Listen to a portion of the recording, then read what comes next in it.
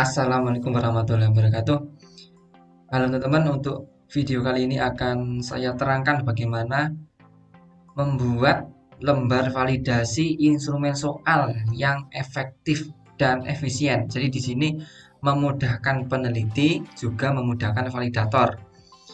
Karena banyak sekali kasus, banyak sekali proses validasi kepada validator itu validatornya grundel ya, karena banyak sekali yang harus divalidasi itemnya, banyak sekali kotak-kotaknya yang harus dicentang.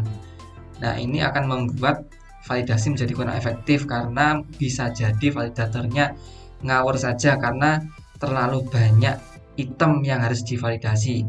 Si peneliti atau nanti mahasiswa skripsi, mahasiswa tesis harus membuat lembar validasi yang efektif sehingga semua aspek dari instrumen soal bisa divalidasi dengan baik oleh validator. Nah, teman-teman harus mengetahui syarat-syarat penulisan soal ya. Ada sekitar 18 syarat penulisan soal yang harus diaplikasikan sebelum membuat sebuah instrumen soal. Jadi ini adalah bagaimana proses membuat instrumen soal per soal ya teman-teman.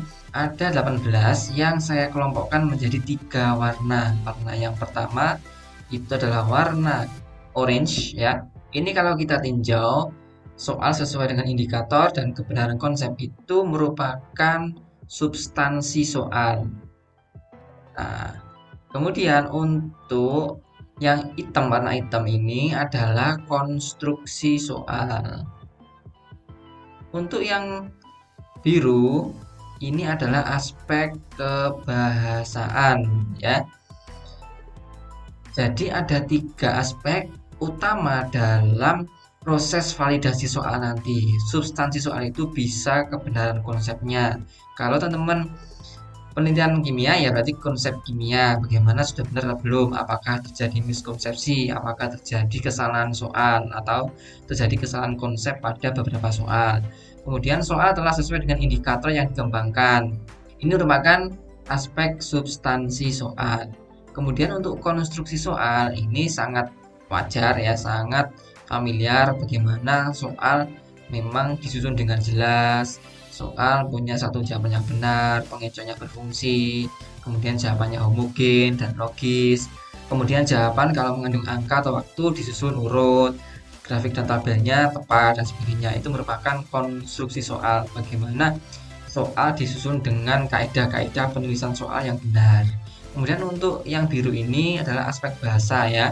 Bahasanya sesuai dengan kaidah bahasa Indonesia, kemudian komunikatif dan tidak ambigu ya, kemudian tidak menggunakan bahasa yang berlaku setempat jika digunakan untuk daerah lain atau nasional. Ini merupakan aspek bahasa. Jadi ada 3 aspek nanti yang akan divalidasi oleh validator sehingga menjadi efektif proses validasinya.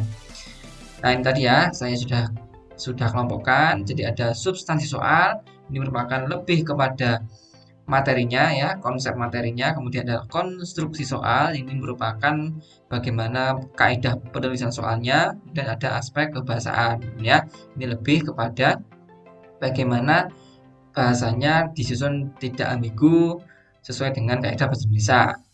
Nah, 3 ini nanti teman bisa susun menjadi sebuah lembar validasi ya yang efektif. Nah, substansi soal ini cukup teman-teman ambil aja ya dua deskripsi ya, butir pertanyaan sesuai dengan indikator ya. Kemudian jika ini untuk penelitian, teman-teman bisa langsung mewakili aspek-aspek penelitian. Jika teman-teman penelitiannya berpikir kritis, berarti aspek berpikir kritis. Kalau problem solving berarti ya problem solving dan sebagainya. Kemudian ada konstruksi soal, ambil aja satu atau dua yang mewakili semua aspek tadi ya. Contohnya butir soal dirumuskan dengan jelas, kemudian butir soal disusun dengan kaidah pengembangan soal. Bahasa juga seperti itu, ambil aja satu atau dua deskripsi yang sudah mewakili ya komunikatif dan baku, tidak bertafsir ganda. Nah, ini 6 tentang ini sangat memudahkan peneliti dan sangat memudahkan validator. Karena apa?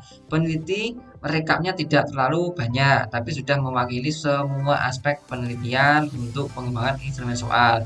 Validator juga dimudahkan karena tidak terlalu banyak centang yang harus dicentangi nanti ya. Ini membuat validatornya seneng, nggak gerundel kalau teman berikan validator ya atau validasi ya seperti itu.